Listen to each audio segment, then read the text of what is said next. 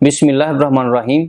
मैं homeopathic doctor गुलाम शबीर हुसैन आपके लिए एक ऐसी वीडियो लेके आ रहा हूं जो विटामिन के मुतल्लक है कि विटामिन के अगर जिस्म में कम हो जाए तो कौन सी ऐसी अलामात पैदा हो सकती हैं। इससे पहले कि मैं आपको विटामिन के की अलामात के बारे में बताऊं, आप मेरे चैनल को सब्सक्राइब कर लीजिएगा और अगर ये मेरी वीडियो आपको अच्छी लगे तो लाइक भी जरूर कीजिएगा। चलो मैं आपको बताता हूं कि विटामिन के की कमी की वजह से क्या हो सकता है। विटामिन के की कमी की वजह से खून का ना जमना यानी हीमोफीलिया, जरियान खून या खून का ज्यादा अखराज इसमें शामिल होता है। विटामिन के की कमी की वजह से खून में लोथड़ों का बनना भी शामिल होता है। तो अगर ये आपकी अलामात या आपके मरीज में ये अलामत पाई जाए तो आप होम्योपैथिक में काफी हद तक इसकी मावन मेडिसिन लेके फायदा ले सकते हैं। अगर आपके जिस्म में ये अलामत पाई जाए तो होम्योपैथिक मेडिसिन आपको सेहत बख्शने के लिए बहुत मुआवन साबित हो सकती है। उसमें जो मेडिसिन आपको इस्तेमाल करवाना है होम्योपैथिक में वो मैं आपको बता रहा हूँ। Number 1, geranium. जेरेनियम होम्योपैथिक में बहुत अहम दवाई है। जब भी मरीजा के जिस्म से खून ना रुकता हो